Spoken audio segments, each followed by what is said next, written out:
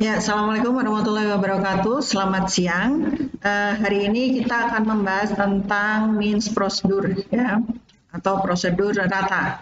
Prosedur rata ini bermanfaat untuk mendeskripsikan dan menganalisis variabel skala. Ya, nanti kita akan menggunakan fitur yang ada di deskriptif tadi. Ya, kita akan melakukan pengolahan dengan menggunakan central tendency dan dispersi dari variabel kita, ya. Nah, enaknya kalau pakai min prosedur ini, kita bisa mengelompokkan variabel, bisa di layer atau bisa di layer dilapis, ya, atau disusun sedemikian rupa, ya, sehingga kita pada saat mau mengelompokkan mau membandingkan beberapa kelompok itu akan lebih mudah, ya.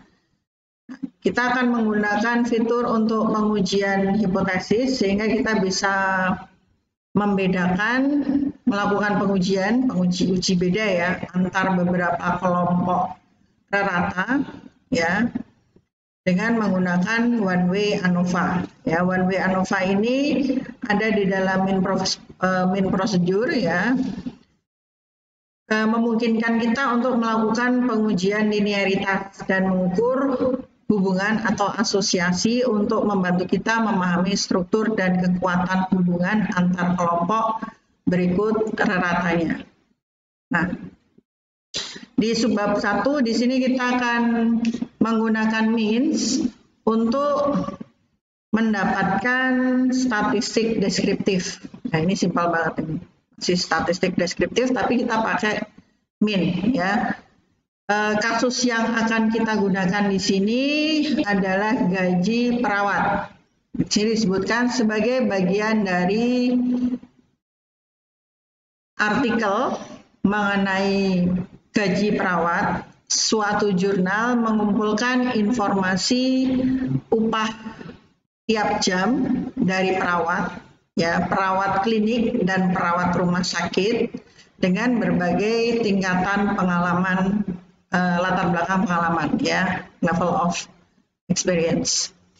Nah, ini datanya ada di sampel file yang bernama hourly wage data, ya.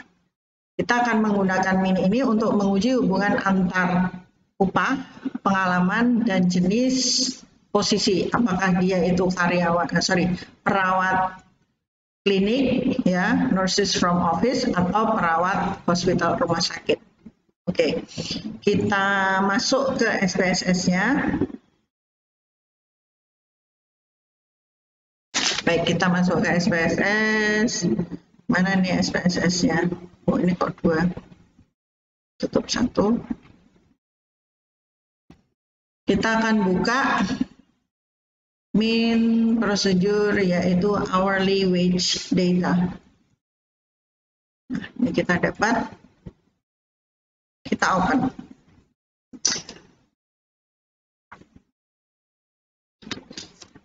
Baik, di sini kita punya beberapa variabel, ada position, age range, year scale, ya, kemudian hour wage. Variabel apa aja sih sini? Jenis perawat. Tadi disebutkan apakah dia perawat rumah sakit atau perawat klinik, ya. Kemudian ada kisaran usia, age range. Kisaran usia 18 sampai 30, 3145, 46 sampai 65. Kemudian masa kerja kurang dari 5 tahun sampai dengan lebih dari 36 tahun. Berikutnya adalah ini yang variabel skalanya adalah hourly. Karena ini skala, jadi nggak ada value-nya, langsung diisikan. Baik. Nah, sekarang ini upahnya per jam, ya. Sekarang kita akan coba running analysis-nya. Kita klik analyze, kemudian compare means, kemudian kita pilih means, ya. Kemudian yang akan kita masukkan di sini adalah hourly salary as dependent variable. Hourly salary sebagai variable dependent. Kemudian masa kerja, years experience sebagai variabel independen. Lalu kita klik OK. Ya. Di sini kita punya tabel hourly salary ya. Jadi di sini rata-ratanya ternyata kalau kita lihat sekilas, semakin lama masa kerja, maka semakin tinggi gajinya. Karena di sini yang kurang dari 5 tahun 18 ya, karena ini per jam. Kemudian yang 6 sampai 10 18,9, 11 sampai 15 19,66. Itu naik terus ya. Tapi secara keseluruhan gajinya adalah $20 per jam.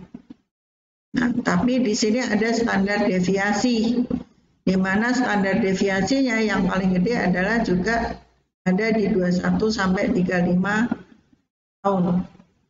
Ya, di sini rata gajinya 21, tapi standar deviasinya sekian. Yang ini 21,63, standar deviasinya sekian. Oke, sekilas kita simpulkan bahwa semakin lama masa kerja, semakin tinggi gajinya. Tapi kan yang namanya salary kan tidak hanya dipengaruhi oleh masa kerja, ya. Bisa saja kita ada nggak bedanya antara perawat klinik dengan perawat rumah sakit? Ya, apakah posisi mereka sebagai atau jabatan mereka sebagai perawat klinik atau perawat rumah sakit ini mempengaruhi gaji mereka atau enggak?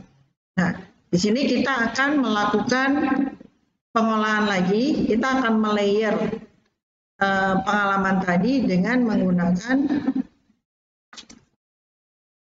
menggunakan jenis jabatannya, ya. Kita buka lagi, analyze, compare means, ya. Masih seperti tadi ya, ini. Kemudian hourly, ini sudah, kita klik next. Ya.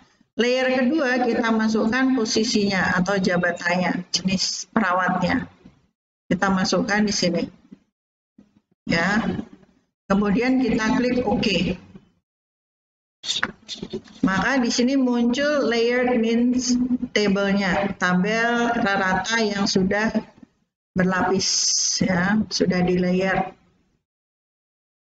Oke, kita lihat. Yang perawat rumah sakit, gajinya mengalami peningkatan nggak? Oh iya, mengalami peningkatan. Sekilas mengalami peningkatan ya. Sekarang yang perawat klinik mengalami peningkatan nggak? 15, 17, 18, 18, 20, 20. Juga mengalami peningkatan. Nah, sekarang kita lihat terlepas dari standar deviasinya ya, kita lihat apakah ada perbedaan antara perawat rumah sakit hospital dengan perawat klinik atau office ya. Kita lihat, oh yang di sini perawat rumah sakit baru masuk saja gajinya sudah selisih $4. Di sini ada selisih juga lebih tinggi perawat hospital. Di sini lebih tinggi juga perawat hospital juga. Di sini lebih tinggi perawat hospital. Di sini juga hospital. Di sini juga hospital. Artinya sekilas kita bisa menyimpulkan bahwa oh memang ada peningkatan dari masa kerja dari tahun ke tahun. Semakin lama masa kerja gajinya juga semakin tinggi.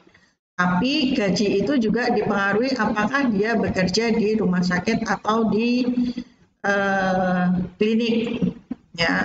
Artinya kalau yang di klinik gajinya lebih rendah daripada yang di rumah sakit. Ya. Sekira seperti itu. Kita lihat dari variasinya. Kalau lihat dari variasinya, kita lihat dari standar deviasi. Dari standar deviasi perawat klinik standar deviasinya lebih tinggi daripada perawat rumah sakit.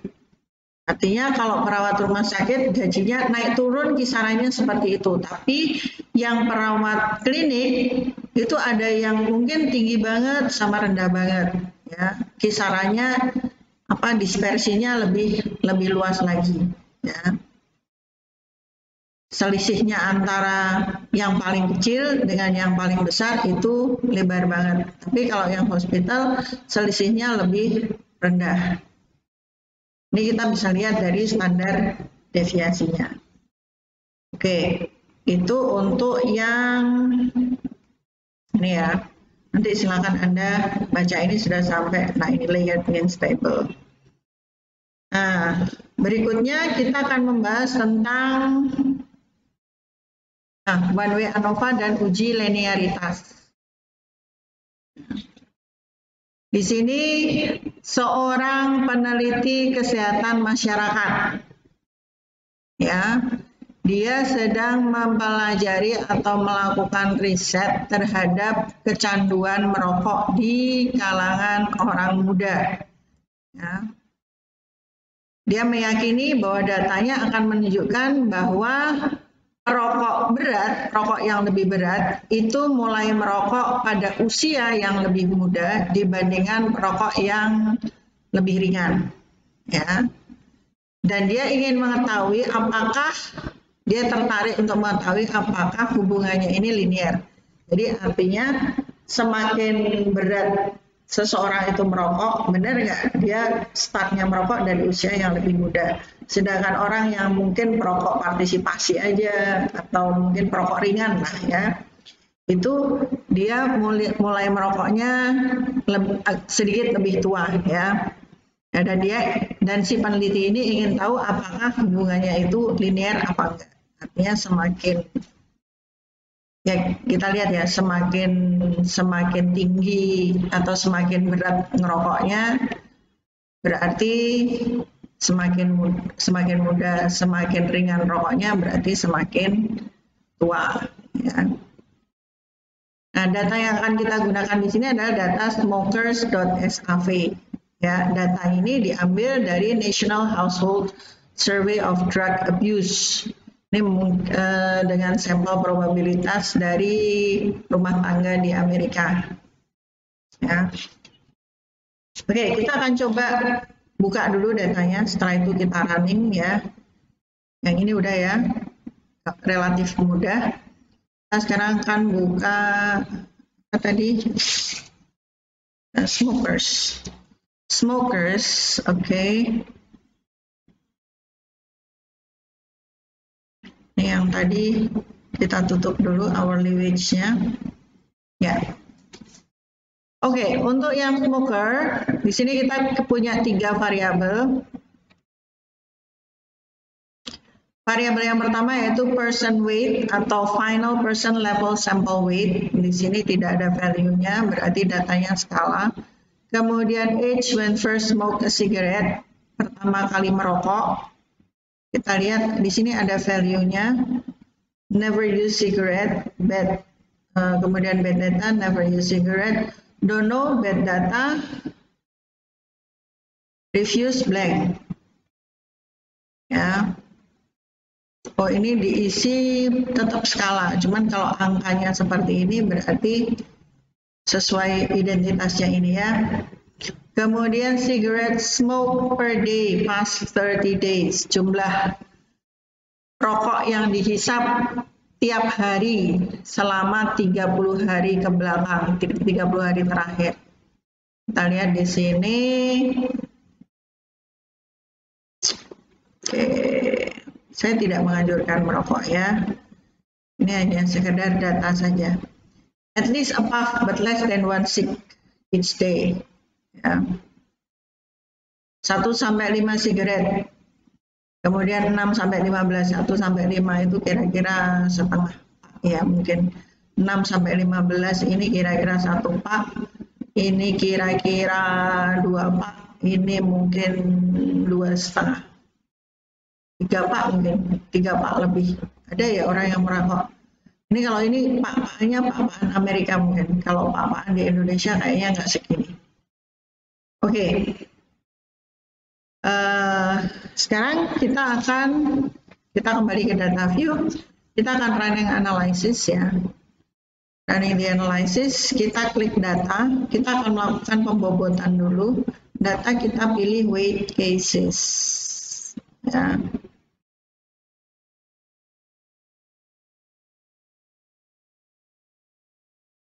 Paling bawah ini ya, weight cases. Biar kelihatan jelas, nah ini saya gedein. Kita akan pilih weight cases by. Jadi kita akan melakukan pembobotan berdasarkan kita akan pilih final person level sample weight as weighting variable. Jadi variabel pembobotnya adalah berat badan. Sorry, ini bukan berat badan, ini weight pembobotan, betul-betul murni dibobotkan ya. Kemudian kita klik OK. Ya, jadi itu tadi pembobotan. Kayaknya datanya ada data untuk pembobotan ya. Tidak ada output di sini. Outputnya hanya keterangan. Jadi dataset diukur atau dibobotkan berdasarkan person weight. Ya. Yang pasti di sini bobotnya bukan bobot berat badan. Saya nggak tahu, mungkin ada scoringnya. Ada scoringnya sedemikian rupa sehingga diberikan pembobotan tersendiri. Kalau data Anda nggak dibobotkan juga ada masalah kalau memang tidak perlu dibobotkan. Ya, tapi di sini sudah ada pembobotannya. Oke, kalau sudah kita klik analyze, compare means, kemudian kita pilih means, ya, kita masukkan age when first smoked a cigarette. Kemudian number of cigarettes smoked each day, ya, per day for past 30 days, ya. Setelah itu kita klik options, ya. Option kita aktifkan ANOVA table dan ETA. Kemudian tes for linearitas. Ininya bikin default saja, ya, karena kita hanya akan melakukan pengujian ANOVA. Lalu kita klik OK untuk uji linearitas ya.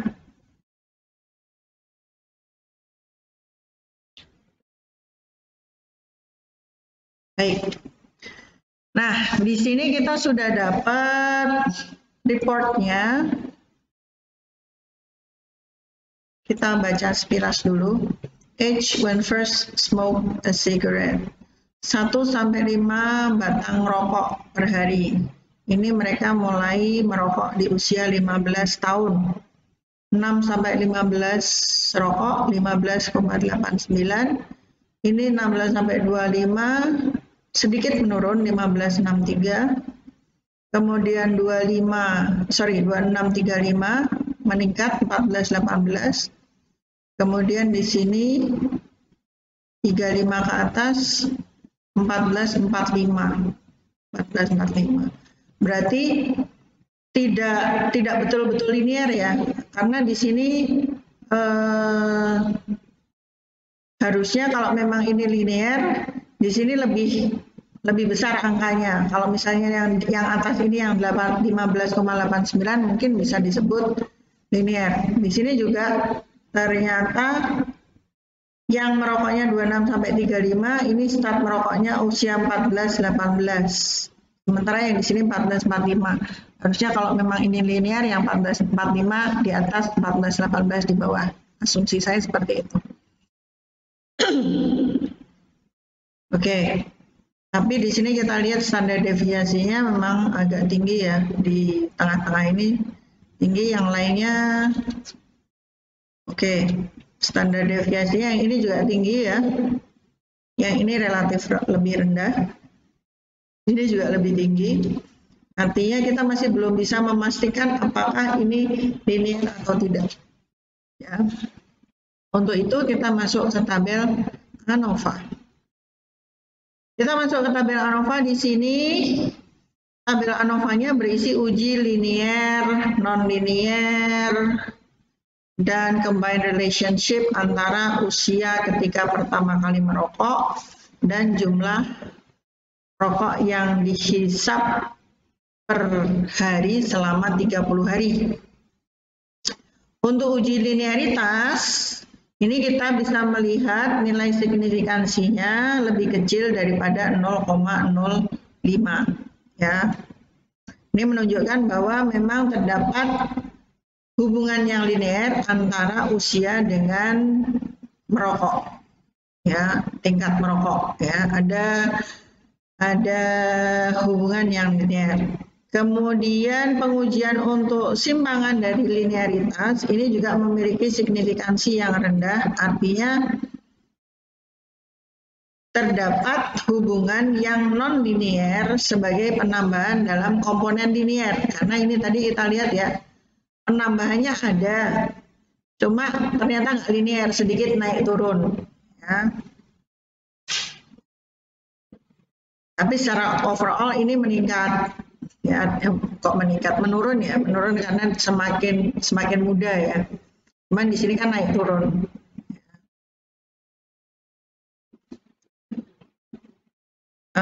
Kemudian, nah dari sini kita bisa menyimpulkan sementara ini dari tabel rata bahwa usia memang cenderung menurun pada saat, bukan usia cenderung menurun ya, artinya orang yang heavy smoker, perokok berat itu memang mereka start usianya semakin muda, hanya saja seberapa mudanya itu masih inkonsisten ya, masih inkonsisten karena ini masih dipengaruhi dari standar deviasinya juga beda-beda ya. Kita sebetulnya mengharapkan ininya bisa linear, tapi ternyata linear hanya tidak linear banget ya, masih ada deviasinya, masih ada simpangannya. Oke, berikutnya, nah ukuran hubungannya, ya. Di data ini ukuran hubungan yang dikuadratkan atau R squared ini semuanya mendekati 0, ya.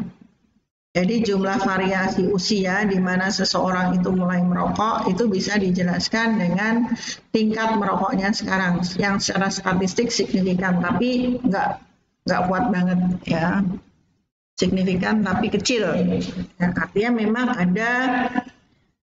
ada semakin ini tadi ya, semakin berat merokoknya usianya semakin muda. Nah, dengan menggunakan prosedur rata kita bisa menemukan hubungan yang signifikan secara statistik antara jumlah perokok ya, jumlah rokok yang dihisap setiap hari dengan usia di mana seseorang itu mulai merokok ya. Namun demikian hubungannya tidak begitu kuat sehingga kita harus berhati-hati pada saat menginterpretasikan hasil ini, karena hasilnya ya untuk sekedar bisa dikatakan signifikansinya hanya bersifat praktis saja, hanya bisa untuk melihat secara sekilas. Kecuali angkanya gitu bisa jelas banget menurun terus gitu, bisa lah kita lihat. Tapi di sini kan berapa sih orang merokok sehari, kan nggak mungkin satu slop. Paling orang merokok yang maksimal sehari, yang mungkin yang merokok berat 3 pak ya. Kecuali mungkin ada orang yang merokok sampai berpala ya.